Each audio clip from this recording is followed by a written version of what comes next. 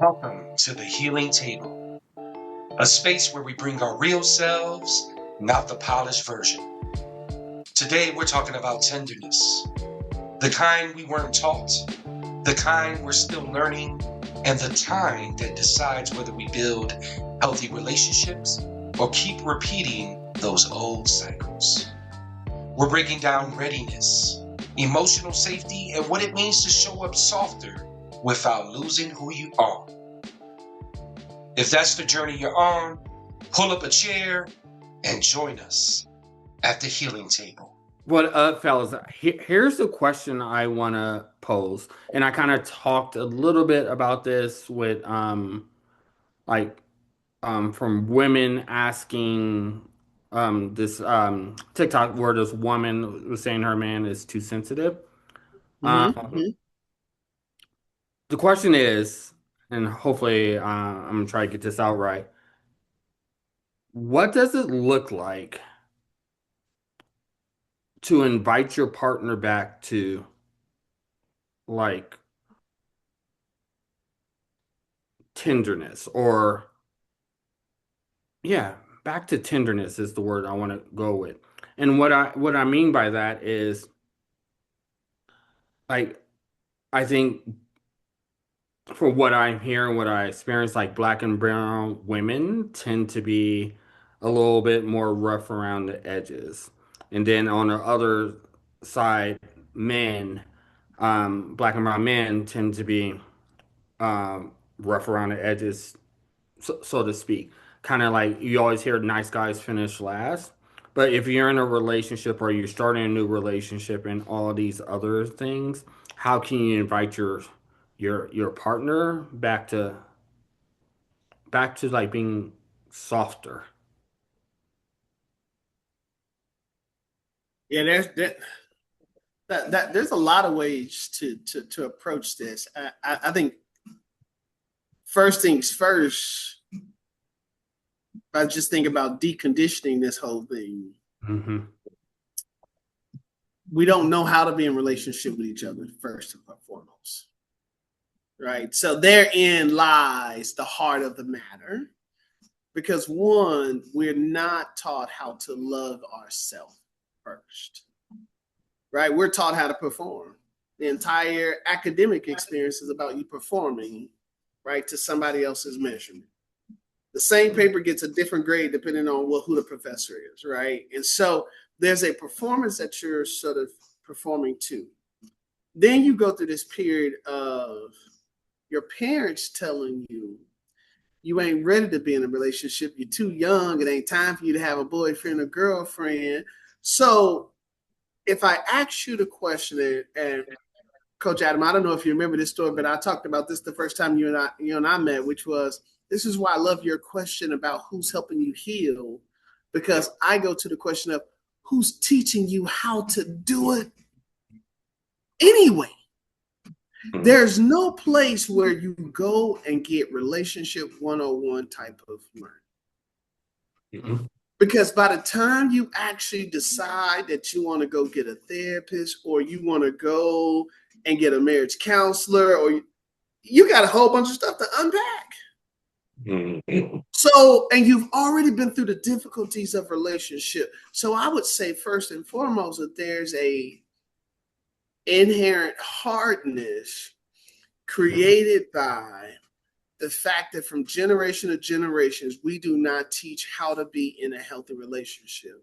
And the way that we define a healthy relationship is flawed, because we say things like, oh, well, my parents was married. What that got to do with whether or not the household was happy or not? Y'all could have been straight up chaos in that household, even though the two people was married.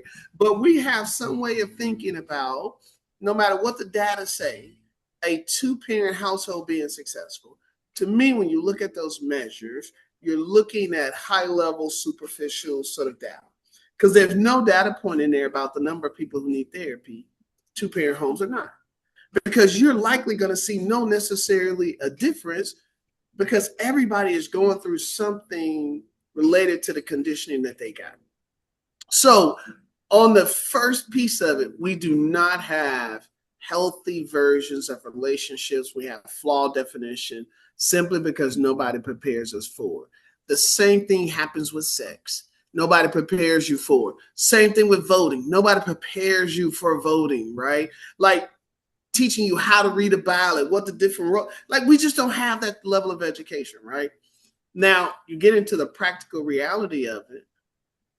You told me I couldn't be in a relationship. Well, now I got to sneak and have this relationship, which means I'm likely already compromising myself because I got to hide whatever this thing is from you. So I got to be amenable to whatever this is that we trying to get going because I got to make sure y'all don't know. So somebody could be telling me something that could be, and we don't know, right? Because we haven't been taught how to because now I'm doing it and I got to hide it. And because now I got to hide it, there's no space for me to ask questions. And if I do go and ask questions, I got to ask questions in a space where they're gonna also hide it for me, right? So when you talk about that tenderness, if I start from there and say we got to decondition there, if we say, hey, you know what, the situation is what it is now, tenderness starts out with first tendering yourself. That's tendering to yourself, that's softening yourself, that's you, because you got to deconstruct all of these things as a man about what the world says you are, including all of the false training that this other person you're with got. Grow. All right, hold that because just hold that for a second. I love that. Adam, what are your thoughts? I love what Bro said. He brings it to the root of it, which is beautiful as usual. When I'm hearing what you're in your question about, I'm assuming in your question that the person who is bringing the tenderness or introducing or reminding or whatever you want to place it already is carrying tenderness. Is that true?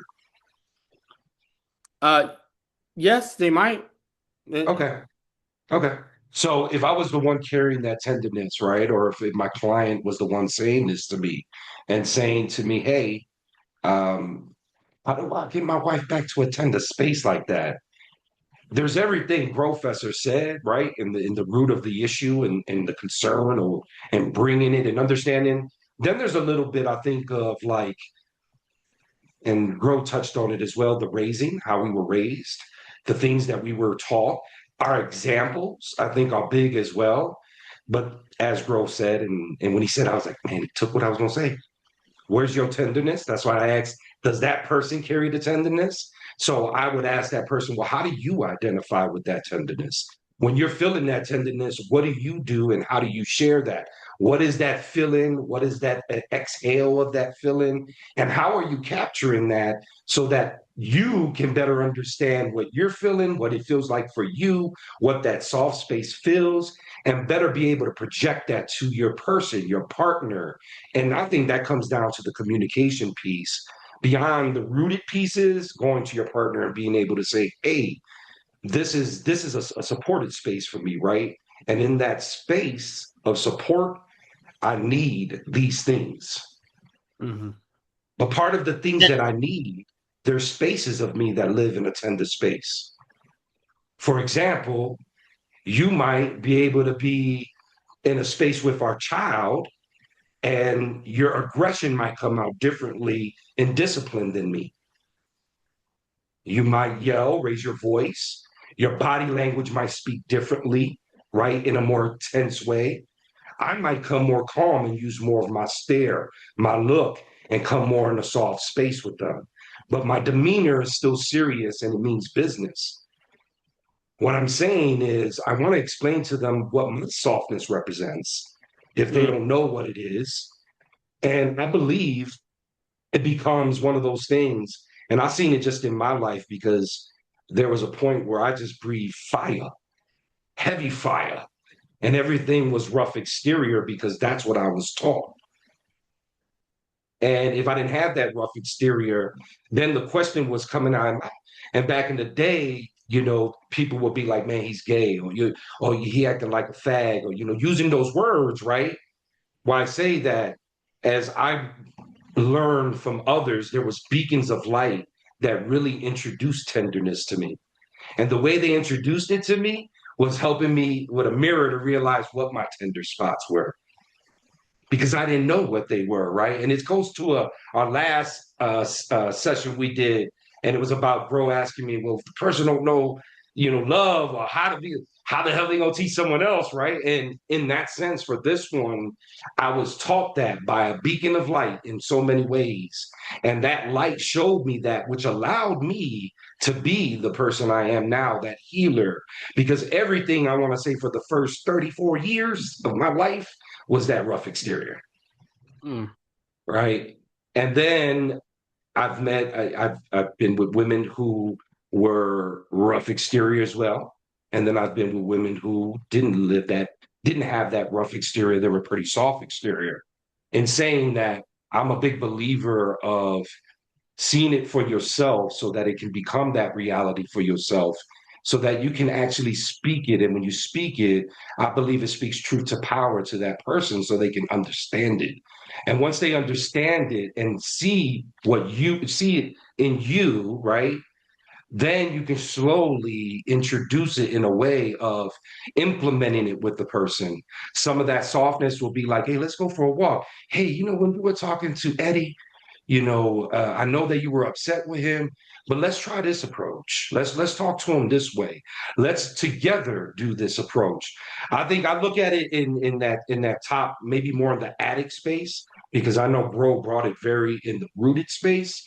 And I look more in that addict space where, I'm like, okay, we're at the top space of this. How can I share this gift that someone also showed me? It was a breadcrumb to get there because my exterior is so rough, and I had about like 20 masks, about 10,000 walls up, and then I was stubborn than a motherfucker. So don't tell me that I'm soft. That's the last thing I want to hear. The streets ain't allowing me to be soft. But what I was listening to was what people were saying, and what the person, that beacon of light, helped me understand was the love that I had in my heart, was the compassion that I have for people, was the fact that I would walk past someone, and if they didn't have food, I would immediately hook them up. That tender space of me that extended those extensions to people is what was taught to me. So I'm a big believer, if you can learn those things from someone by seeing it for yourself, then you can be that beacon for someone else. But knowing the same thing, right? I got to be able to let them see it for themselves. Because I can tell you how great tenderness is over here all day. I can play love and tenderness all day back and forth, the jam. But if they don't believe in having that tenderness, that softness in them, it goes back to, well, how the hell you going to get over here on my side where all this tender feelings is? Yeah. Well, if I picked up from there though, because I think Yeah. this is important to everything that Coach just said. Even if I have my tenderness, no matter where my tenderness source is from, just because you're sitting next to tenderness doesn't mean you want it. So if I think about your question, then I would go back to, if my first answer was, let's talk about the root, and Coach said, hey, let's look at the addict, I would say practicality to your question then becomes along the lines where Coach was saying, which is, here's how I define tender. How would you define tender? What does it mean? And now as you start to have these conversations about what the definition is, now it's not about finding it or doing anything. It's now about integrating what we have now learned about each other into our normal ways of operating and communicating with each other. Because the one thing that I love that, Coach, that you said that I think really sort of brought the multidimensionality about this is that it's one thing for me and you to have a tender moment of intimacy. It's one thing for you to handle me with tender in a disagreement. Yeah. It's another thing for us to co-parent with tenderness, right? So like there's the definition of tender is going to be different. And this is what I mean by when I say we aren't taught. We aren't taught how to define it even for ourselves, let alone to be able to get to a point where, Coach, you said something really impactful where I just felt like I could not say this, which was, I got all of this tenderness over here. do I even want to allow you into this tenderness? Because you might disrupt it, right? And so, like, I also need to be able to think about my tenderness, because the one thing about tenderness, just like love, yes, you can't find love without trying, but that don't mean you need to be all willy-nilly and throwing it out there. And so even with your tenderness, you got to learn how to have some discernment with your tenderness. And this is what we got to be able to teach folks, which is this sense of, I'm not putting a mask on and I'm not code switching, but if you're a thief, yes, I'm locking my cabinets up. Now, if you come over my house 7 or 8 times and nothing gets stolen, little by little, I may stop putting that down. But if the first time my cabinet gets unlocked and you were over there, I don't know how tender I can be in that moment in terms of the reaction I'm going to have to nothing got stolen until the day I unlocked this while you was around. Even though I told myself I'm tender and I can do all of this stuff, as long as I felt like I had a fail safety there. So I'm saying that to say, in your tenderness, do you want somebody to come all in, or does it need to have some? And so when you talk about how do you bring somebody on that, we need to be asking folks what they want, because there's love bombing has a negative connotation, but there is a basic part of love bombing that I'm ready to love. I identified you as my person, and you still going, yeah, you cool, I like you, but I don't know, but I'm just not moving as fast as you moving. And that ends up being a friction, because we don't understand that somebody doesn't arrive at the same spot at the same place we have at the same time. And in your tender conversation, that has to be that second one, is not just what is the definition of tenderness, but how ready am I to have that level of tenderness that we've even discussed about, because I might not be ready for that level of intimacy, depending on the definition, or that level of, Coach, to your point, softness. You didn't go from, hey, the streets didn't raise me to be soft, to now understanding that, oh, y'all just talking, this doesn't mean anything about me. You didn't get there overnight. There's this journey of less and less reactive. So in that tender space, how sensitive is that person to being loved also needs to come into the conversation of thinking about bringing them on. Yeah, I love everything that y'all are saying. Ro, what I was going to ask you was, when you were talking about deconstruction, and I think Adam brought up several of these points up, like, I think my question is, how do you let go what society has taught us, what society has instilled, what our experience has shown us, like Adam was saying, being called out of his name and you soft and this stuff and all these other things, to let go of that, to know who you are. And so when your significant other, mom, sister, or whoever is meeting you with this hardness, you can, like you said, you can let them in a way that isn't, like, in a sense, damaging you. Yeah. So the one thing about, for me, in deconditioning and this whole space of excavation, the first part of excavation, which is why I answered the way I answered, was from a rooting. When you're able to root something, you're able to see the source of where it grew. When you're able to see the source of where it grew, you can now disassociate yourself from, oh, that was already here before I got here. This literally didn't have nothing to do with me. That is how you let go. We talk about this let go of, it's some magical thing. To me, letting go is excavating the thing, digging it out, untwining it, and then starting to say, which parts of this do I own versus what I don't own? Because once I know what I own, it's a no-brainer that I'm letting go. Look, let the government send me something in the mail that says, hey, Nair, your mortgage is now at 0. I'm keeping that. I'm putting it in my back pocket. And you can rest assured I ain't sending nobody no money about no mortgage because of this letter I got, right? And so in that, I'm now rooting myself into that document that says I don't owe anything. as my rationale for letting go of not paying for that. I'm not concerned that I'm about to be penalized because I got this document that says I should not be penalized.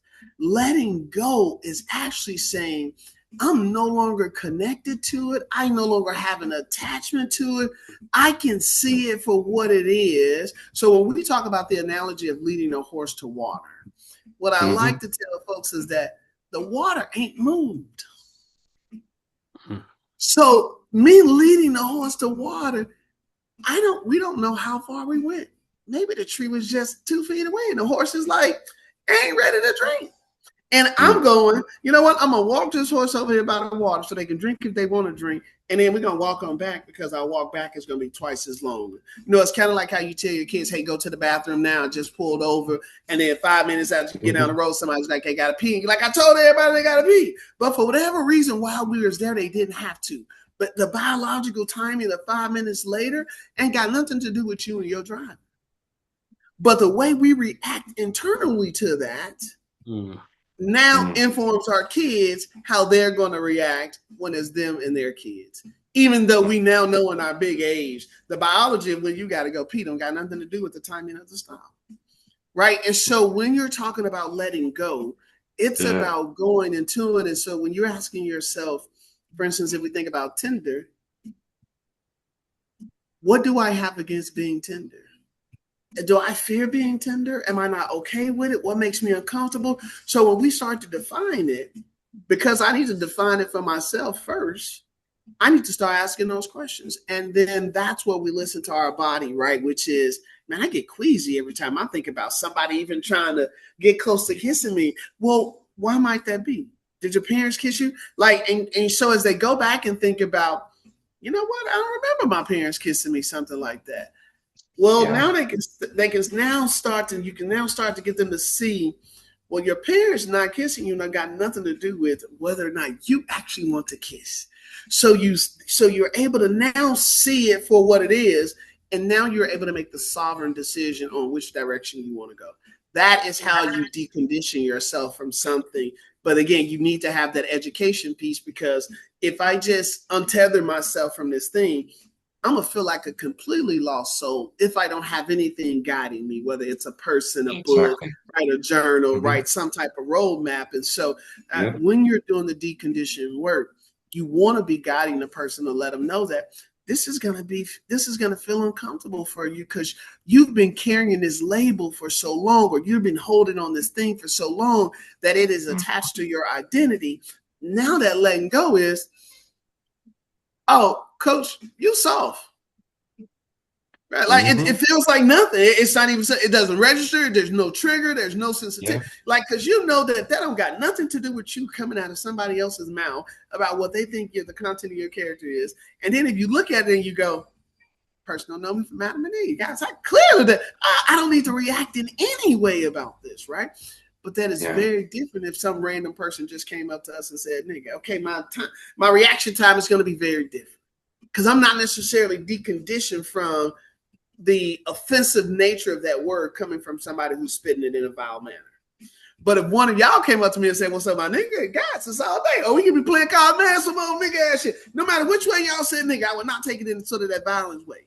Yeah. So there's a part where in this space, the conditioning between us in terms of the relationship and what we understand, we have that piece, right? So there's, again, even when we think about deconditioning, even when you think about unraveling things, you're still not so much not connected to it because it did happen, but you're just not sensitized to responding to it in a way that you're no longer in control of the response, which is what we would all advocate for somebody, which is to say, hey, okay, that thing happened, but let's think about how you can respond that's as a reflection of you. And so letting go becomes you intentionally deciding that this label, this thing, it's no longer me, and I know why. I know it exists external to me, or I know it exists here, or hey, my family robbed 15 banks 10 years before I was born. So the fact that everybody called me a robber growing up, bro, I had to rob a single bank. But the reputation of my family, because everybody in the neighborhood knew that, then that's just what it was. It's like kids who had a crackhead person in your family. You wasn't the person who was on crack. You didn't steal none of that. You didn't do none of that stuff. But you had to wear the weight of this person or if you was one of those family members who was like, well, shit, that's my auntie and I love her. She don't do what crackheads do, but they don't got nothing to do with me. Right? I'm not going to let you harm her in my presence, but I also know that whatever actions that she has does not reflect on me as a label that I should wear, which is very difficult for kids because that person is their parents, right? A little bit easier if I'm the cousin, right? I'm down the line. But when it's your parent, how do you separate yourselves from that? And this isn't the tools we give them to decondition themselves. So when we go back into that person that may be lacking tenderness because they came out of that situation, you're going back into that situation to say, hey, the stuff that your mom didn't have anything to do with you. You wasn't even in position to tell your mama, no, stop, don't go, any of that. You didn't even have the words. You had no clue, no context. So once you were able to get context, you started to now marry yourself to something that didn't have anything to do with you as a label. So to let it go means you need to go revisit it and understand that what was your contribution and what was not your contribution.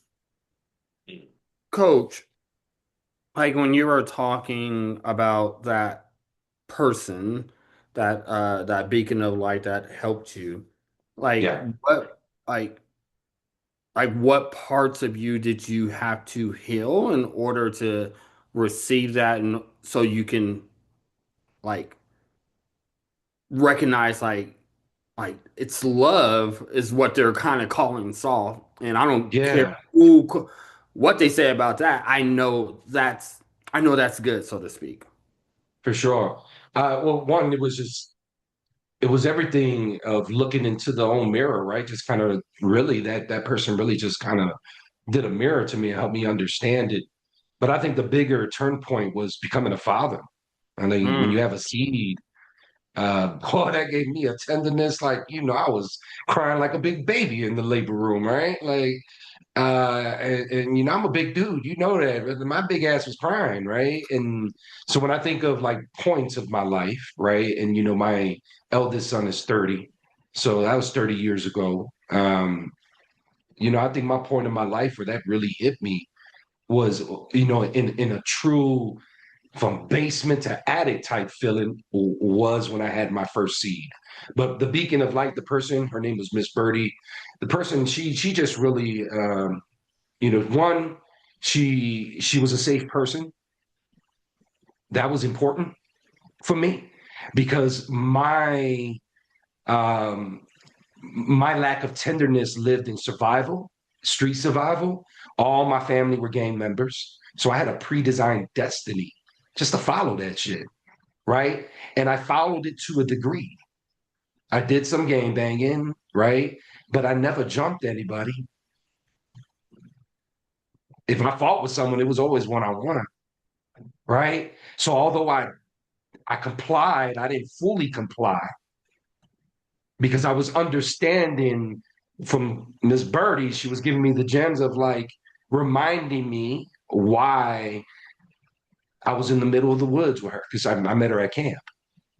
So, right, camp gave me tenderness because my mom's had, because she was moms and pops, she just had to be really firm and tough. And she was the oldest sibling of 13, 12 children, right? So she was literally the second mom. She was parent five, right? She was in that space where so in saying that there was this long, as Gro was saying, this long cloth of tough, gritty, don't cry. Because even my son reminded me of a week ago that many years ago, my eldest son said, "Do you remember you told me crying the hallway away from everybody, say they don't see it?" I can remember that. I'm so removed from that. I'm so tender now. I remember that shit to save my life, right? So what Miss Birdie did was she just brought me to spaces. Like she would put me, there was an area camp called Ramble Breakfast. It was just woods, not water. And she would put me with a chair, sit me down, and put the sound of music on my damn ears. Like she would just do things that were so different So this is what it goes to. I wanted to give a gem as Grow did because he really hit it. So there was my thought of what are the other things like the physical, tangible things. And I think a other part of it is I had to remove, and I'll speak for myself, I had to remove myself from the 4 blocks of my neighborhood to remove certain patterns that embedded in me because of those neighborhoods. So although they were my safe havens, and when I go there, they're nostalgic from the smell to whatever you want to call it, right? They were also semi-poison to me. They were also setbacks. They were also keeping me in these patterns. It was the same people I was seeing on the corner drunk. It was the same gangbangers I was seeing hold down sectors. It was the same. It was almost like the Truman Show, and everybody was fake except me, right? And Miss Birdie really just kind of identified. She knew I was a fatherless child. So she knew my mom was working like 3 jobs, right? She knew all these things. So she was great with it, where she was like, you have a gift. And you might think you hard, but you ain't. And Miss Birdie just put the fear in anybody. She was just that kind of black woman. She stood strong, right? So the fact that she did all these things, put me in these spaces, and then Miss Angel came right behind her, another black woman who really put her foot in my ass and softened me even more, right? So there was these great women in my life that just really channeled this for me. Then there was the removal out of the 4 blocks of my neighborhood. Because if I would have stood there, I'd have been leading gangs. I'm a great leader, whether in corporate or on the streets, right? And because my family was doing it, it goes back to that pre-designed destiny, following that pre-designed destiny that they mapped out for me before I even came out the womb. It was like, he's got a pre-designed destiny. He gonna bang just like all of us, right? And that exterior of that, Michael, was all that survival, that embeddedness of a little bit of machismo because of the Latin side, right? All these elements and when they took me to camp, it all was gone. It took an hour and a half to drive to Wisconsin from Chicago. And in that hour and a half, everything will leave me. The gangs, the people on the corner, right? The same motherfuckers that were walking around. And then when I got to camp, it was just all different land. It was green. There was fucking stars, right? It was chipmunks running around. It was all these things that softened me visually, spiritually, physically. I can go on and on with that motherfucker because it just softened every part of me. So when I came back to Chicago, all my homies who didn't go to camp, they were like, man, it was hard out here. We had to get right. I was hearing all these war stories, and even bigger than that, I lost 3 best friends to gang violence. 3 summers in a row. That didn't happen to me because I was at camp. Right? So to answer your question in a very loquacious way, is that softness was delivered from various things. Mirror identifying it where, like Grow said, from the root, right? But then I just had these beacon of lights, and I'm gonna keep saying it because there were strong women who just came right behind my moms and was like, "We got your mom's back. We're gonna help take care of Adam." And they did that, and they did that by always calling me out, by always humbling me, but always reminding me of how great I was. And see, my mom just didn't have enough time to tell me that. She told me she loved me, but she never told me how great I was. 2 totally different Right? things. Yeah. Mm-hmm. I just want to bring up 2 points that you and Yeah. Grove made when you're talking about like that 4 block radius. Mm-hmm.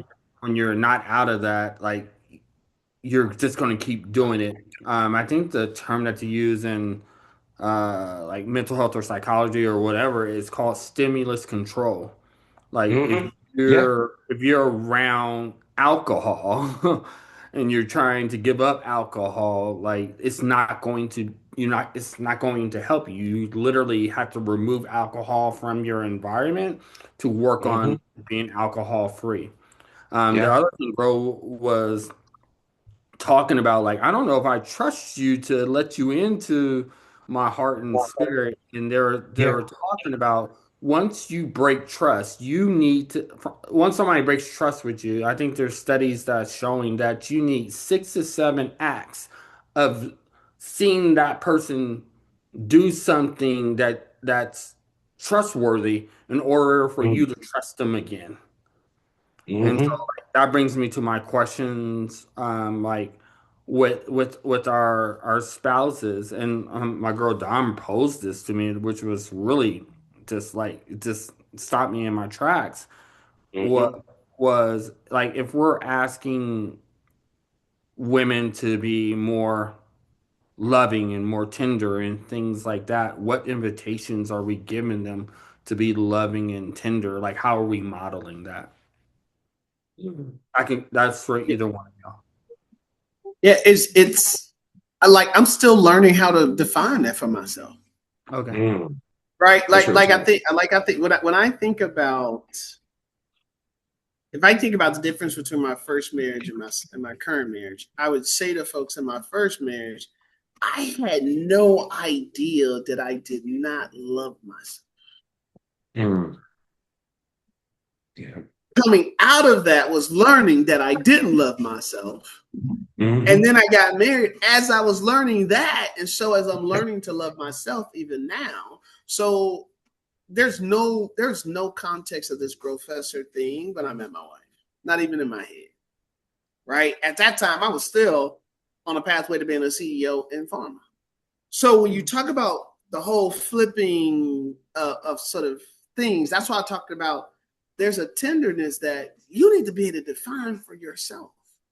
And Mm. as I'm going through this space, to be completely transparent, I don't know how to bring her along on the journey because I'm on the journey figuring it out. I don't know where the hell I'm walking to.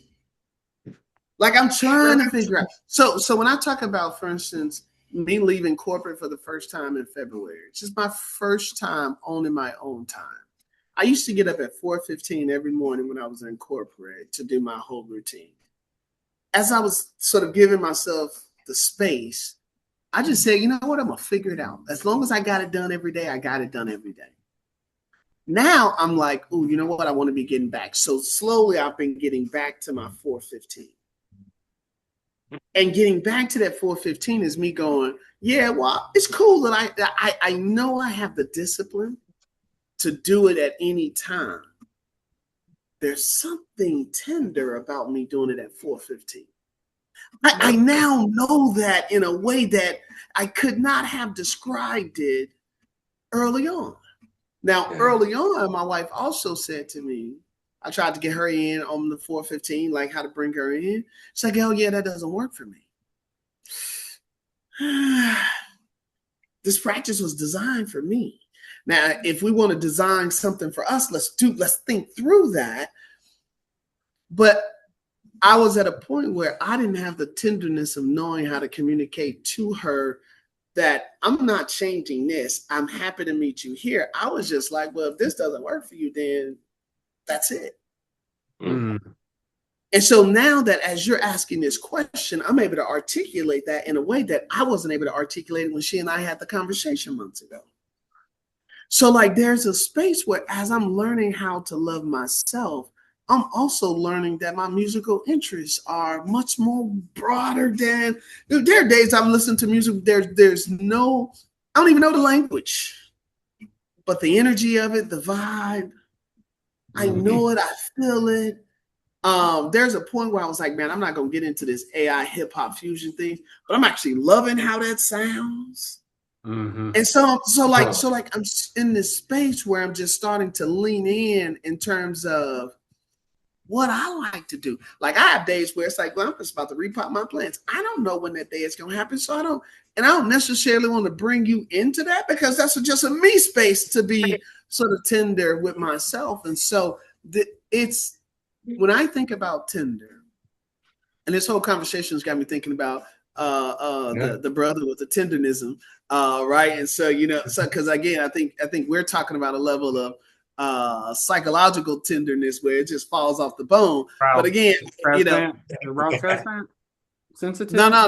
no, it's a black man that's a barbecue. You need to see some of these images if you have not. But Okay. he does these little skits where, well, not even Yeah, off the bone. off the bone. But again, I think when we think about how we love ourselves and how we are evolving at the same time, Mm-hmm. one of the things that makes not having that foundational education on how to love yourself and how to be in healthy relationships, because when we get to this part where we're evolving in a way that it is difficult for people in connected relationships to stay connected, because my wife, we got 6 kids from 5 to 23. There's something going on, like we're evolving in our parent style that's having to be, and we're trying to figure out how to adapt. And the one moment you adapt the kids at another age, and this one's out the house, and and so then her body's changing, mine's changing, and I'm starting this new venture. And all the while, as I'm doing my own work, as all of this stuff is going on, I'm trying to define for myself what it means like for me to just love myself, to maintain a sense of sanity so that I'm not being reactive to my circle around me. So if I'm just trying to maintain that in the complexity of knowing that everything I do, I'm under attack just by being Black and male, it becomes difficult, at least in my mind, for me to be able to figure out how I'm loving myself and share it with you to a point where you can do it and I'm not evolved past it by the time you do it, because I'm still doing this work of evolving, right? It's how do I bring you along the journey of me learning what I actually love about myself at the same time, or how I tend to myself in that TLC kind of way. Because I think there's one thing for us to talk about it in big terms, self-love terms, massages, stuff like that. That's checking the box. How do I communicate myself? How do I sit myself down and I want to be kind with myself? Or like, for instance, as I'm in the CEO space, and sometimes I go, man, my business ain't went viral yet. Everybody ain't calling me out the woodworks. And, having to sort of be like, all right, I know you're sitting on greatness now, but I don't know how to tell her about that, because I don't even know what's going to work, because I'm still trying to figure out how to come to terms with being patient as I know I'm putting in the work, knowing you guys are also expecting the fruits of the labor to do all of this for the family. So I'm also don't want you to necessarily be in for you to be like, is this thing struggling? Are you failing? Should we pivot? So when I talk about that, should I let you in? There's a part of the tenderness that I got to be like, am I prepared to potentially have this place that I just curated? Am I ready to be open to somebody else's experience or somebody else's perspective that has a different view that I just received critically because I wasn't ready? And that's not what they were doing. They just completely see it different. So when we talk about the readiness of, I mean your readiness, because when you decide to let somebody love you or end, you are now entering into the relationship that can hurt you the most and the deepest. And we are not ready for that, which is why we struggle to work through conflict, because it is easy to just cut you off and try to figure out how to heal and start over with somebody else. Because to your point, even though I may do those 6 acts, you still didn't take out the trash. I still have to remind you about this. So the acts are adding up, but the little things that I'm sensitive to count up, and I'm counting these little things. Well, if he ain't taking out the trash like he said he was going to do, you're obviously probably doing this. And there's a readiness for relationships that we have zero preparation for. And that first level of readiness is just our relationship with ourselves, which then, if you don't have that, makes it difficult for you to have a relationship with somebody else, which means to the very thing that you're talking about. We don't know how to bring folks along the journey without feeling like we're compromising ourselves, because we don't know how to make sure we're secure in our own value proposition of us as I come to the table. I'm going to say this and I'm going to stop. I'm working on a piece where I think we should stop saying to ourselves, I love you. I think we should say, I love me, in reference to the love that we're giving to ourselves. I think I love you as an expression should always be external to somebody else. I started on this at the weekend. I'm probably on my 4th revision, but I'm really starting to pull this out in a way that that this conversation lines up, because I was sitting and I was telling myself, I love you. And I'm going, why am I saying I love you to myself? Why am I not just talking to me directly? There's a part of I love you that we're so used to saying it externally that I think in our own head, there's some sort of soft disassociation to ourselves when we say I love you. Because I think when we say I love you to ourselves and we say I love you to the person, we see the disconnects between them because we already know some shit we're not about to do for somebody else that we will do for ourselves. So I think we should probably start communicating to ourselves a little bit differently. But again, that's me taking y'all down a whole nother tangent. But yeah, let me stop there. You said so much and so much, and I'm about to let Adam get in the kitchen. And I wanted to point out one thing.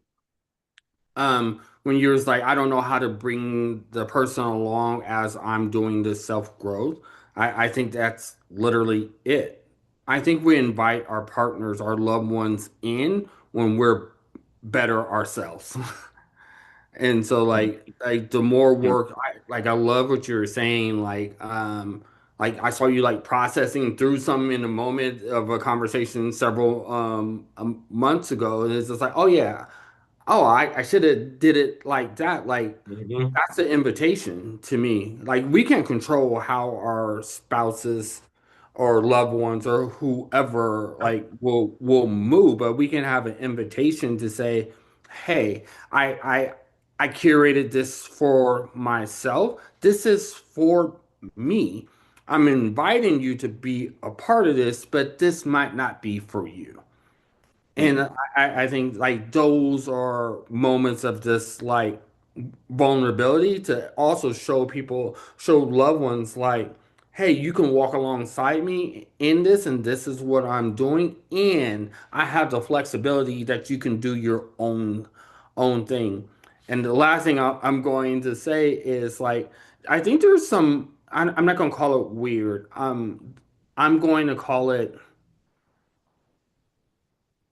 cosmic vibes between us three. Like y'all say things. Harmonic resonance is what I call it. Okay, harmonic resonance. The healing squad. Where 4:15 is the time I wake up to go work out every single day. So that's interesting.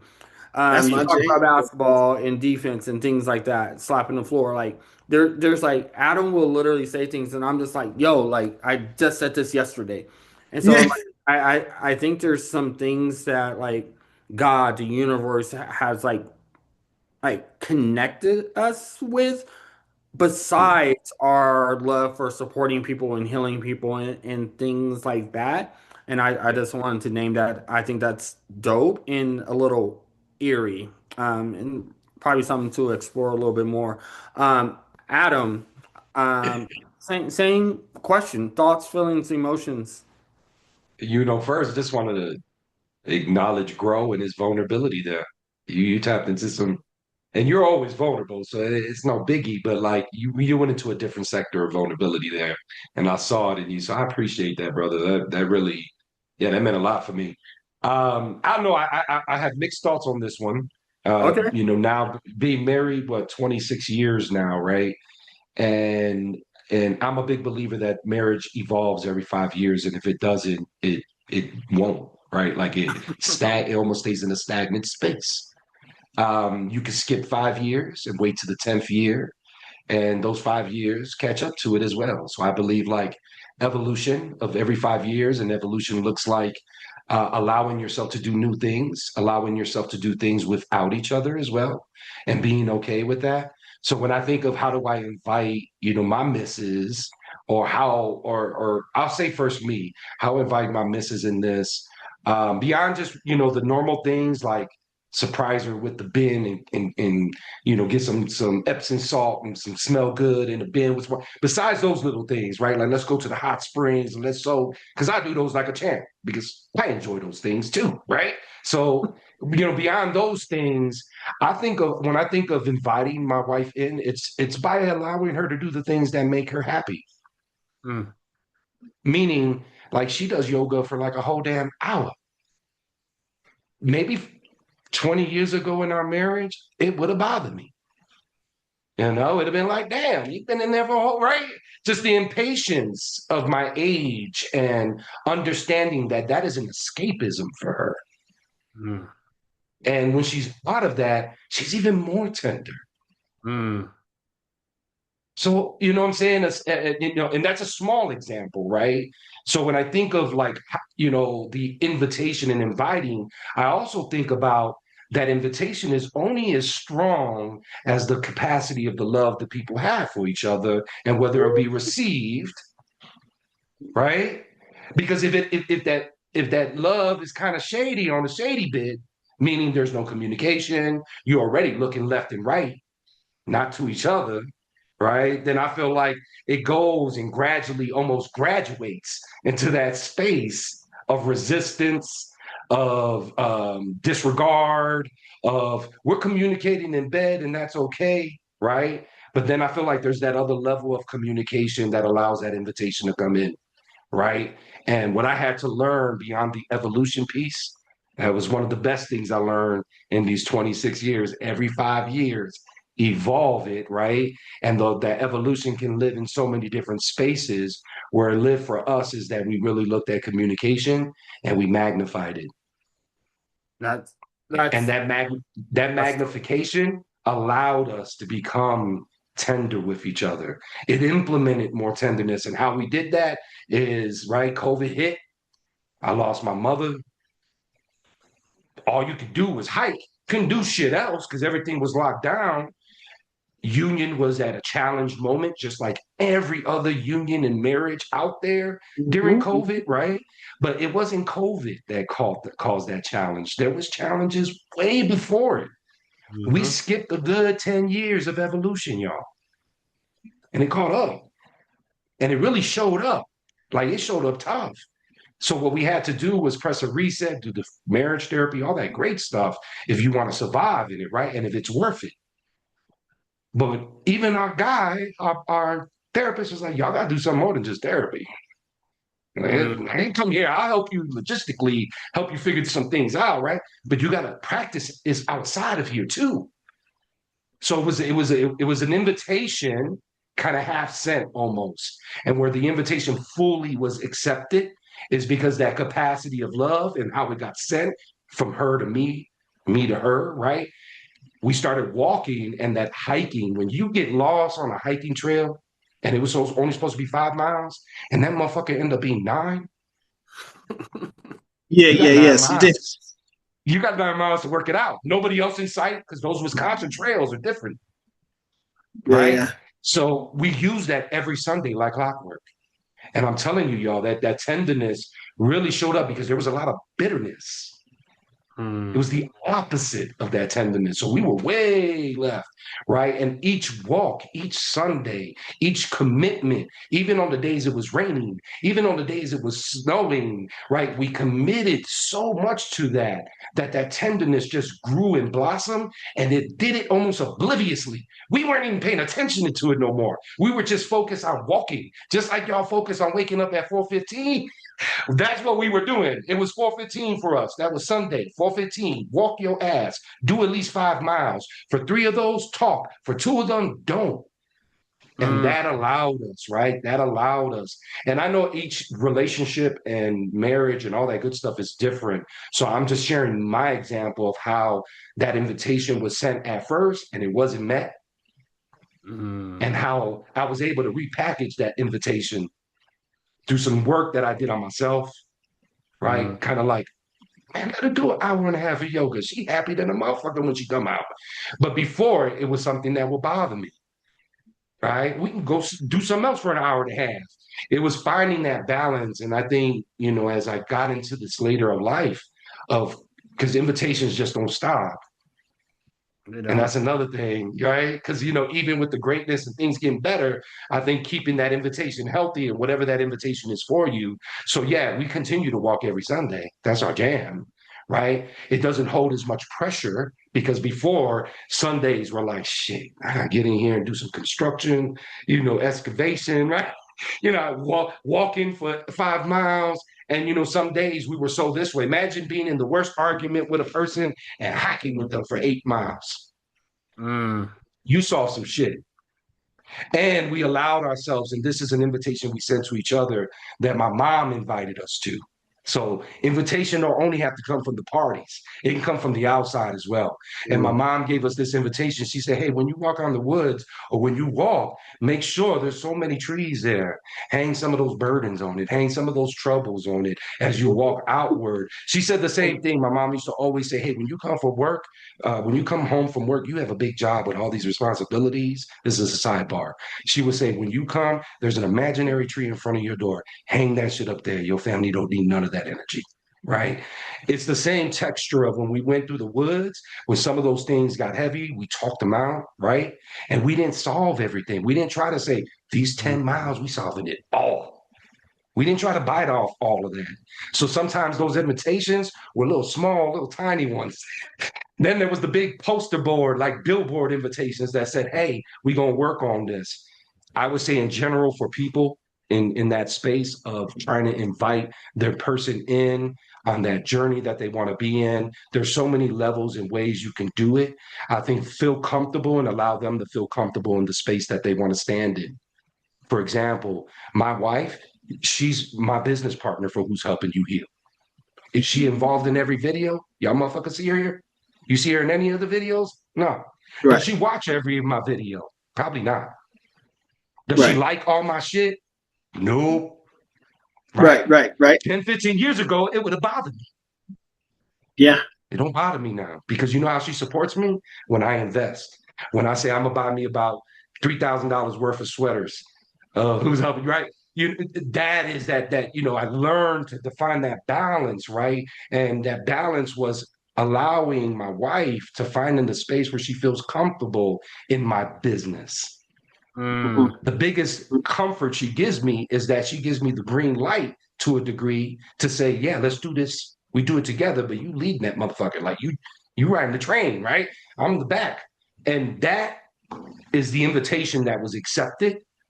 So, like I said, 15 years ago, I would have met it with resistance because I'd have been like, that ain't enough. You should like all my damn videos. Why you ain't sharing it? You be sharing other shit. I don't even go there. Right? Like that, to me, there's no invitation for that space for me. Because then it brings me back to 2020, 10-mile hikes that didn't feel so comfy. Yeah. Right? We passed that to a degree. We still do work, but I believe keeping those invitations in an evolution space as well is where I want to land my plane. Wow. No, you know what? I love everything about the way you've landed this plane because I think it highlights to something that to your clarification, Mike, which is just make the invite. But there's also are you ready to host? And is the person ready to enter?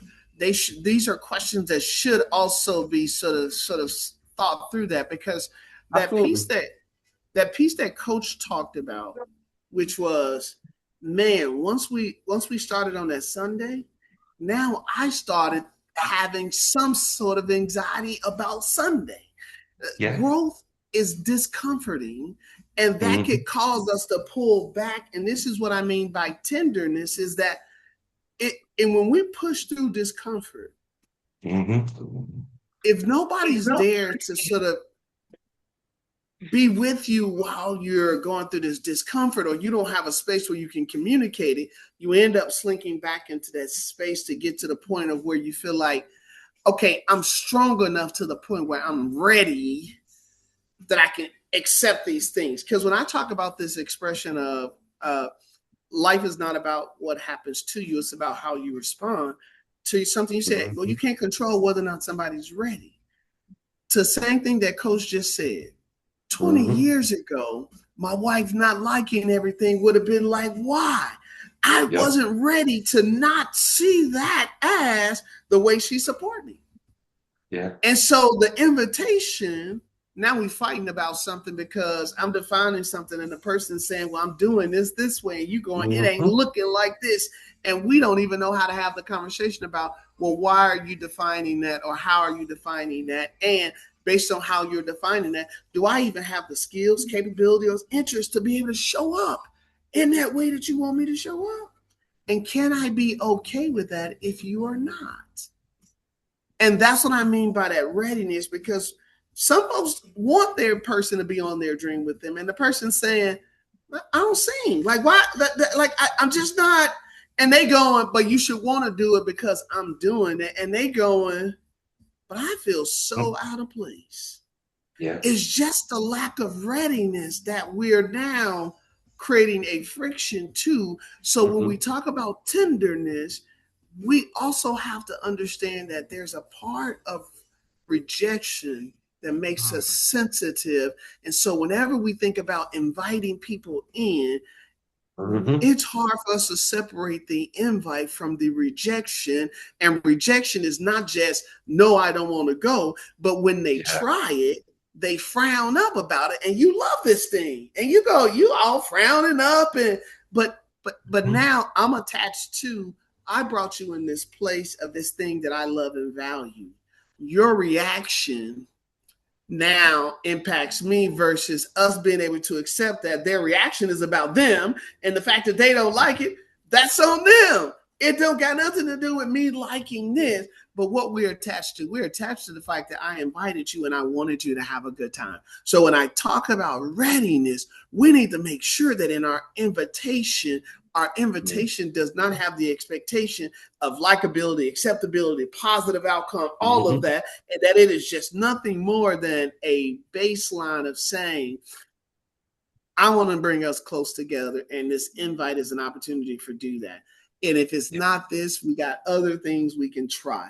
And so how do we get that skill set to be able to come up? Because I've had, and I know you guys have had these conversations before, and Coach, maybe not you as much since you've been married 26 years, but in the dating pool, there's a point where I was having conversations with women that were not ready to have that conversation because they were not even thinking about that sort of thing. And so there's a level of readiness that you kind of go, yeah, based on the healing that I've done, I don't even know that I'm ready to walk with you on that journey of some stuff that I see you got to go through. And that becomes problematic because we start to, well, he thought he was too good or not too good. I just decided that I've been down that rocky road before, and I want somebody who's on the other side of that rocky road in their own journey, not that they're at any. And this is what I mean by readiness, is we don't know how to communicate this space of, I hear you, I see you, but maybe not yet.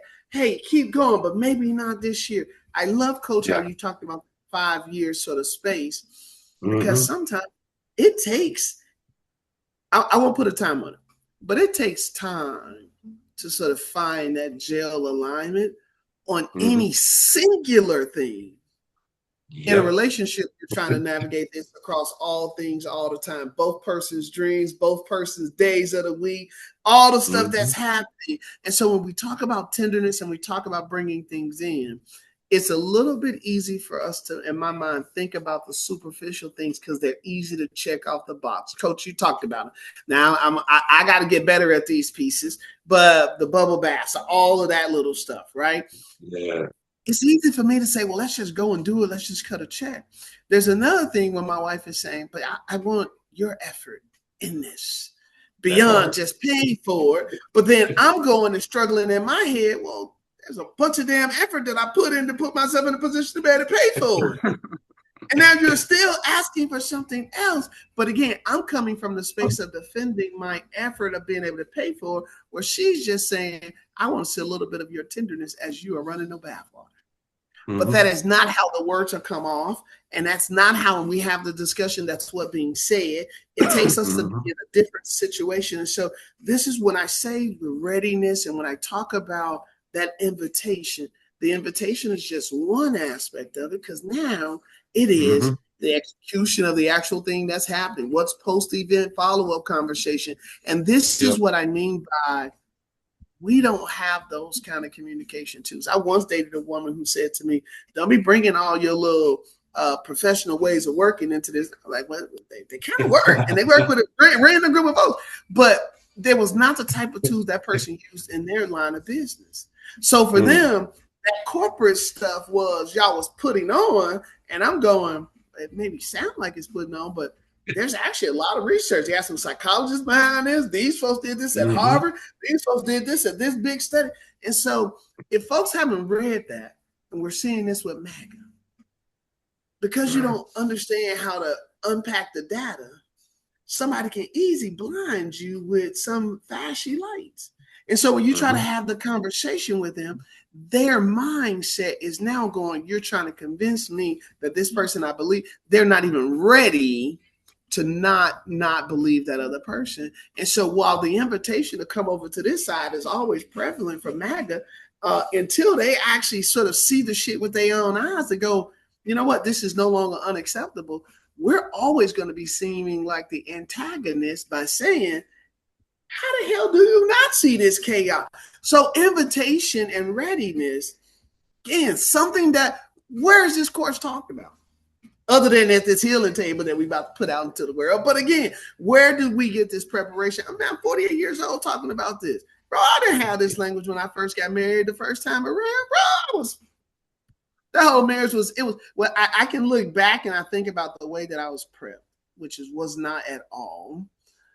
The fact, Coach, that you made it 26 years, those are just beautiful numbers, because to that piece that you said, figuring out how to just one more day, because that's all you really got, because there's so much going on and you can't solve everything. So, Coach, one question I do have for you, and I don't want to hijack this, Mike. When you guys go on that walk, do you guys have parameters around how many topics you guys talk about? Is it just a one topic, or you guys are just free balling it? You guys talk about that a little bit. Yeah, when we first started, it was one topic at a time, right? Okay. And I think depending on how great that conversation went, how long, because sometimes we'll just do 5, sometimes we'll do 7 miles. It really depends on those pieces. But I want to say in the front end, it was very one topic at a time, because there was just a lot of tension and heaviness, right? And the great thing about being in the woods, I, part of my DNA, just my Caribbean DNA, and just from the power of my voice, my voice just raised because I'm passionate, right? And in the woods, it can go there and ain't nobody frowning at it. My children ain't hearing it.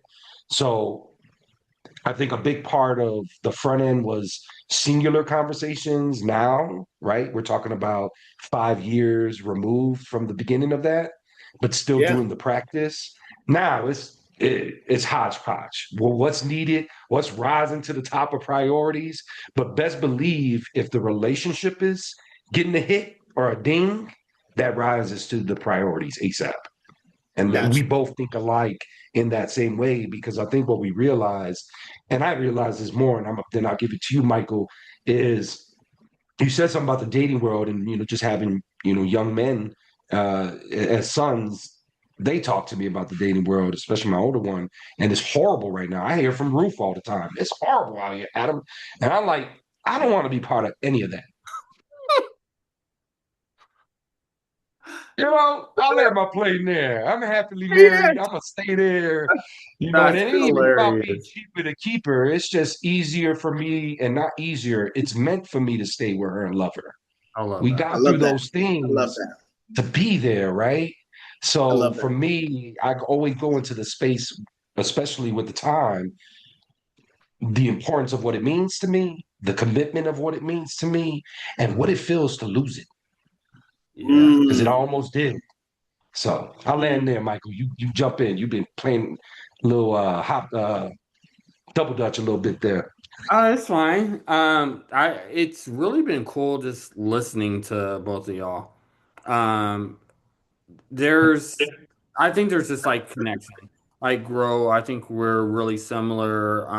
My um first marriage ended in divorce, um, and I think I know I was looking for value and validation, and Oh, yeah, well, I didn't get that from her, and I was mad at her because I didn't get that from her, not knowing that I needed to value and validate it myself. And I kind of figured that out towards the last 3 years of our marriage. And when I started to do that, I started to love me more and to recognize a lot of things that I dealt with, that I was carrying, and some narratives that I shouldn't have. I had to let go. Mhm. Yeah. And so when that ended, I was in the dating pool. And when I was single, like I told myself, I'm like, I'm not going to get into any relationship like at all. Like I'm really going to work on me. And I did. And I was like happy being with my self. And I know God challenged me in many different ways to see if I was ready. Mhm. Literally, the night that Dom reached out to me, I was challenged in several other ways, and I was like, no, because when you do the work and you love you, you figure out what you want. And one thing, like non-negotiables for me in the dating world was I wanted somebody that knew how to talk equity. I wanted somebody that was a genuinely nice person that had a big heart. I knew I wanted somebody that like wanted to like service, and that was big for me. That was like no non-negotiables. So Mhm. when Dom reached out to me, like it was not as unexpected, but when we met, like it just kind of took off, and then within a couple of weeks, like she was my girlfriend, and it's like weird, and I was just like, what the hell, how did we get here so fast? But like all the things, like her tenderness towards me is it is still is, and I'm getting better. It's just so unexpected, and something that when you're in a sense turbulent relationship, when you get the opposite of that, Mhm. don't always know how to act. And so like her like that tenderness and that value and validation and all those things that I currently have, it's just like makes you like it just helps. It helps. Mhm. It's just like I in my house now, I can walk in the house and take off my armor. I Yeah. literally can take it off, That's beautiful. and I'm like now I'm working on like don't you don't even have to put it on as much when you walk outside the house, Mike. Like, how do you get to that point? But I remember like when you know like you're coming to the end of something. When I would walk into my previous house, it was just like I would have anxiety because I was getting ready for a battle. So a battle at Mhm. work, on the drive home, I was decompressing and like reading up for overtime. In battle, and like that sets a certain that conditions you to respond a certain way. And as I worked on myself, I started to like deprogram, decondition, as professor would say, of like all this hardness, all these words that I would hear constantly, all these things to say like, Mike, who are you? Mhm. And who do you want to be? And I looked in the mirror. I think I said this before, but when I looked in the mirror, I didn't like what I saw. Mhm. Um, and it was gross and disgusting to me. And I was feeling sorry for myself, but like that third day when I looked in the mirror, I said, yo, you can, you don't have to stay here. And I Mhm. was meaning like, you don't, wherever you at currently in your journey isn't the place that you have to stay at. That's Um, right. and I was just like, all right, how are you gonna get better? So I started reading more. I started doing odd books on tapes. And Mhm. so when my mind started to grow, I started to implement things into my spirit. I started journaling and doing Mhm. all these things to do the work. And so like now when Dom and I have friction, or something doesn't sound right, or something comes up that triggers me, like I'm able to say like, all right, Mike, is this your stuff that you're bringing from the past Uh-huh. into the present, or is this something that y'all need to work on, or is this something of hers? And to give it space and time to say, let me Mhm. process through this to see what where it's going to land. And sometimes Mhm. it's just like, sorry babe, this is my stuff, I got to deal with this. um, Hmm. in a I, way that's trying not to cause harm or reacting to like put back my armor. Oh, she didn't do this, so all right, I'm starting gearing up again. This, and this because she must not really love me, and all these other things that I did in the past. Hmm. And to be quite honest, I'm not perfect. I sometimes I get halfway dressed with all my armor and realize like, oh, you don't have to put it on with her. Just because you're so used to doing it, and I'm speaking for myself. I'm so used to doing it, and I'm like sometimes like we'll get into something or a disagreement, and it's like Professor said, like we didn't figure everything out, or Adam, maybe you said it, and Hmm. I literally say like we said all that we can say. There's nothing else that we can say. I'm like, do you want to go for a Hmm. walk? Want to hug it out? Or do you just want to come back and we get back to being a couple? And like I can't say like I can say this like the things that used to take me 4 and 5 days in a week to try to get through is taking us hours. And so like I hug her, like I can feel her tenderness and hopefully she can feel my tenderness because like when I hug her, I can feel like she's never trying to intentionally hurt me. And so regardless of she did, and I hopefully she knows that from me, like regardless of what one another did, it wasn't out of malice. And at the end of the day, it's like we love each other. A lot in a way that it's like I always want what's best for her and she always wants what's best for me and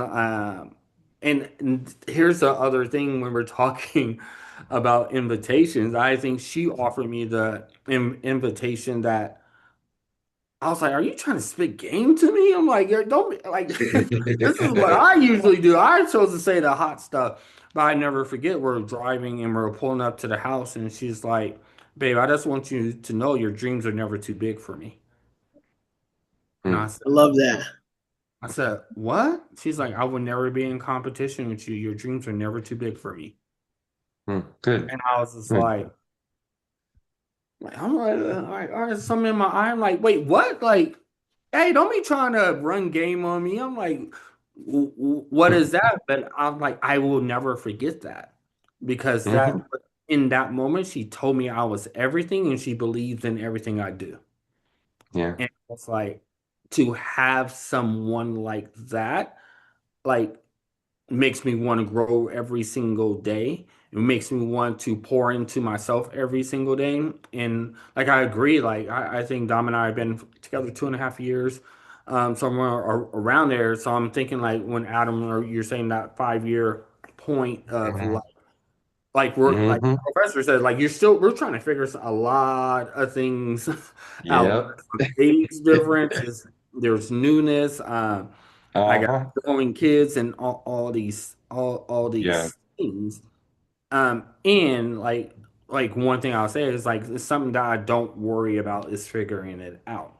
Because I Mm. do think when people's hearts are aligned, like that's Hmm. other thing needs to be aligned, but when people's hearts are aligned and like she's genuinely a good person, a good spirit that wants to do right by people, like Hmm. that creates a foundation where we can grow and build to do um, other things in a way that I believe is transformational. And listening to y'all talk, y'all you mentioned like the stuff with reposting and things like that. And when I transitioned out of my old job, I um doing strictly equitable solutions. I remember having a conversation with her, like needing her support, and I remember having a conversation with her saying that I didn't feel as supported. And so, like hearing y'all say those things, I was like, "Oh shoot, Mike, you got some areas to grow in because some things do bother me." And I Mm. also can say I'm gotten better at um, not taking it so personal. Because like here's the other thing that I realized: when you got two people trying to run their own business, Mhm. there's going to be some times when she's locked in with her stuff, and there's going to be some times I'm locked in with my stuff. There's going to be some times I'm going to need her support because, like, I would say in Equitable Solutions, she is my silent partner, but she's loud as hell with designs and all the stuff. Because she's dope at that, and I have to give myself grace and give her grace when, all right, her dopeness is being put in her own shit. That's right. And so it's just like, yo, I got this other idea. I'm trying to push the stuff, babe. I need this, this, and this. And she's just like, well, I'm overwhelmed. That's too much. And I'm just like, what do you mean you're overwhelmed? You should be able to do 78 things at a time. Like I do 78 things at a time. But like Professor said, no, she don't do 78. She do 6. But her 6 that she does is super dope. So Mike, what are you doing to take some of that 6 off her plate so maybe she can help you with some of your stuff versus trying to keep adding when you know like you're pushing her further away and things like that. So I'm a pause. Well, look, you paused. I did hit Coach Adams up for a side bet on the timing of the proposal because everything you sound like everything is trending towards that direction. So all love and positivity on that. So there's something that you was describing that I think we should figure out how to term it, because I kept saying readiness, but you described it, Mike, as you talked about going through something as you're learning what that thing is. So you don't officially know what it is yet, right? You're trying to get there. Now, once you establish it, then you can bring the invite in. But how do you bring them on the invite as you're going through that exploration? And that exploration is making sure I'm ready. Right? Are you ready for this thing? Right? Are you ready to put in the work for yourself? And when you ask that first question about how do you bring that invitation in, that's what I was talking about, is in that messiness of you trying to figure out your own stuff, which is this mine? Was this from another relationship? Is this truly about you? There's a space that we should actually go through that exercise almost in every interaction that we bump heads with our person with. Yeah. But we don't think about doing that every single time. We only think about doing it at certain things that resonate. So we aren't always ready. And when I say ready, I'm talking about receptive. Yeah. But not only receptiveness, I've gone through the mud and I'm washing myself off. I'm not dried off. I don't even got all the mud off. Yes, I can see you and I can talk to you, but I'm still trying to get this off. And so I don't know how to talk to you about exactly how clean I am. Because I may look on the surface and like I got all the biggest of the mud down, got mud all under my fingernails, right? Haven't gotten the cracks and crevices. Like, I don't know how we talk about that state of being, because there's a part of that state of being that I feel like for all of us as humans, because we haven't been taught how to love ourselves and do that work ourselves. So we kind of have that framing of, we're all now at an age where we can start to now say, I can have a sense of how much time I need to give myself for certain things. But there are certain things I got no clue. I just need to let it feel and let it permeate. What's the invitation for somebody to, hey, just wait. I'm doing some real work. I'm not, but I need to figure this out before I can engage into that, even though we got all of this other stuff and I need to go through the motions. So when we talk about that invitation, there's an invitation to, oh, these things tried and true, I'm solid in it. There's the stuff I haven't yet dealt with that I sure can't invite anybody to. But then there's the myriad of stuff that is at different levels of, at what point do I invite you in? I'm in my ground level of thinking. Are you going to be disruptive to that? So you started describing Dom in a way that she's gotten some work done that you can have maybe some of these intimate conversations where she's there, but everybody ain't there. Everybody don't talk in that type of language. And I think, as we know, even when you think about the client base, sometimes you're having a conversation with folks and you're like, well, did y'all even have this conversation? And they're like, well, I ain't need to because I already know. There are folks who just jump down the line to you going, oh, this all in your head. But me trying to get you to see that this all in your head, that's a fight, because in your mind, nobody can tell you otherwise. That person is not ready. And we spend our times in that conversation trying to figure out how to chip away at that readiness. How do you describe that state? Because I think that's important too. Man, you ain't even in no position to invite. Like, even for our guy friends or people we know, you be like, man, you probably need a little bit more time to yourself before you're ready to do this. For like, I feel like there needs to be some term that sort of gets folks to say, hey, look, you're at this stage of this, and in this stage of this, you ain't ready to bring somebody else inside. You need to do some little bit more rehab on this reno beyond just having a 1-bedroom and a toilet and you trying to invite a family of 4 in. Bro, you don't got nothing else done in this place, right? You might want to sort of think about this, right? And so I don't know how we describe that, but Mike, as you was talking about that thing, that's what I heard, right? Because when I think about going from excavation, there's the elevation where I'm getting new information. I'm getting new insights. I done dug up this hole.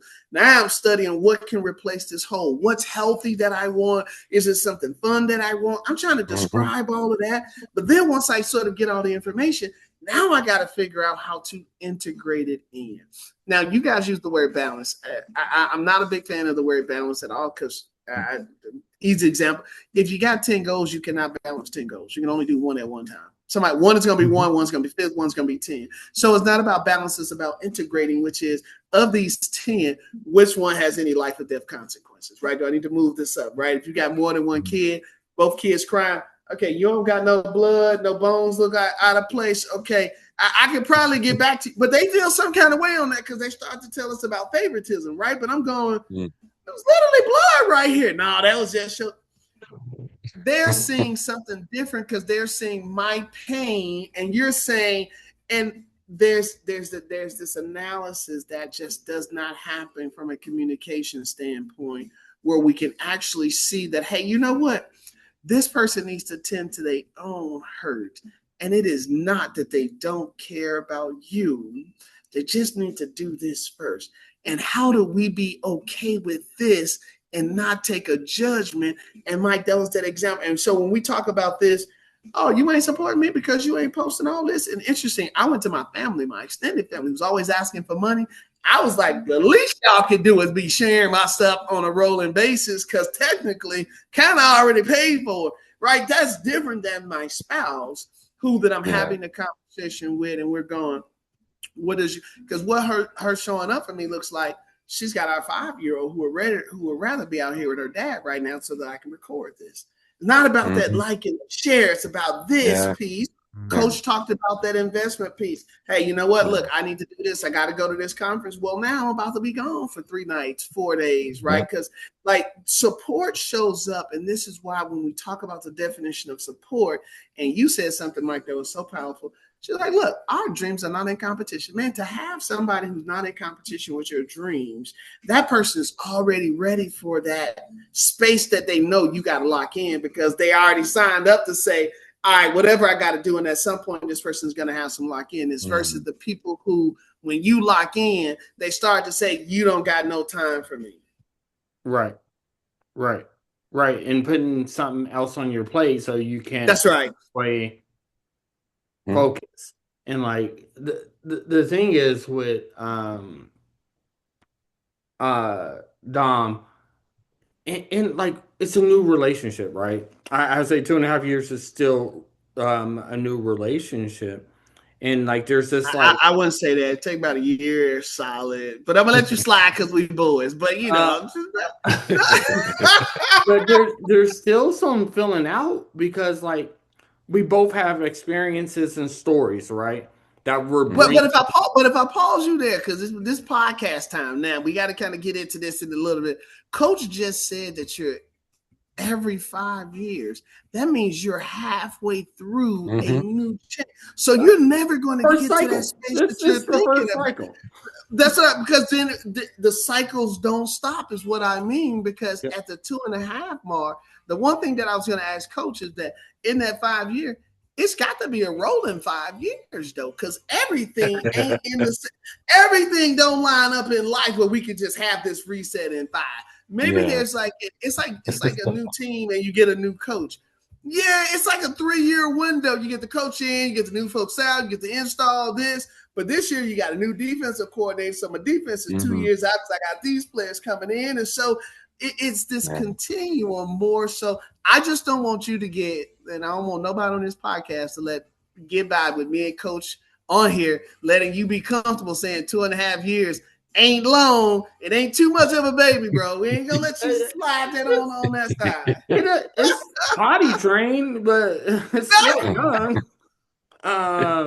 But it's also some still filling You out. can walk and talk too, bro. Like when you're living with somebody, there's something different from when you're not living with somebody 100%. and navigating each other's stories and experiences. Um, and things like that. And like one thing that I wanted to do different was I'm like let's speak truth in this relationship. And I remember saying something to her, and I feel like she didn't take it well. She's like, "Babe, you're sharp sometimes," and I am sharp. Sometimes, and I just remember having a conversation. She was hurt of what I said, and I asked her, do you think I'm saying this to hurt your feelings, or do you think this is coming from a place of love? And she's like, she said, I don't know. I was like, babe, everything I say to you comes from love. I'm saying this not to be right or wrong, not to be, I'm not trying to win this conversation. I'm speaking everything I'm saying so we can be more in alignment. And I think, But can we pause there though? Because you still didn't address the fact that what you said, how it impacted her. Your comments are resting on the goodness of your intention, and you're not addressing the impact. That's a difference. Because that again, if I step on your toe and you say it hurt, and I go, now you know I didn't mean to step on your toe. What's that got to do with the pain? yeah, I understand impact and intentions and impact. And the truth doesn't always feel good. But Now, that's my point though. So focus that, but that's why I said when you was focusing on your intention of it versus help me understand how what I said impacted you, like why you're yeah. like we have to explore that versus the defense of the goodness of our thinking. And now, Right. because we're on the goodness of our thinking, now the whole conversation's out of whack because the person has that sort of feeling there. Right. And so like I think that's exactly what the conversation was because like I would say Mike 5 years ago, 10 years ago would have been like you're just being soft, you're just being sensitive, knowing that I'm probably the most sensitive person in the room. Uh, and getting mad at a reaction. Um, and to be honest, like sometimes I literally have to breathe through things to say like, Mike, why are you getting mad? Why are you getting upset with this reaction? Like, what about this makes you upset? And I did some exploring because I struggle with tears sometimes with people because I've been manipulated by tears. So sometimes tears has a response to me, and like white women's tears and stuff, and dealing with stuff in special education and all these other stuff, sometimes it takes away from the main thing. But then I had to like, in a sense, like take a breath and kind of have this conversation, and like you're saying, like in a sense, get curious about like why that reaction happened, and then like that helped me really get through like, all right, Mike, instead of getting mad and stuff like that, let's ask the question, like, do you think I'm saying this to win or to hurt you, or do you think this is coming from a place of love? And so when I started talking about like I'm not trying to win a conversation, I'm not trying to be right about a conversation, and I think many couples kind of get this wrong. A lot of arguments is about who's right versus like the conversation should be about which direction are we going. Thank you for spending time with us at the healing table. We appreciate you staying for the conversation. Tenderness isn't easy work, not for any of us. But if today opens something in you, honor that. Notice where you can show up softer, where you can take responsibility, and where you can let yourself be loved better. We're all learning, we're all becoming, and that's what this table is here for. Thank you for rocking with us, and until next time, keep healing forward.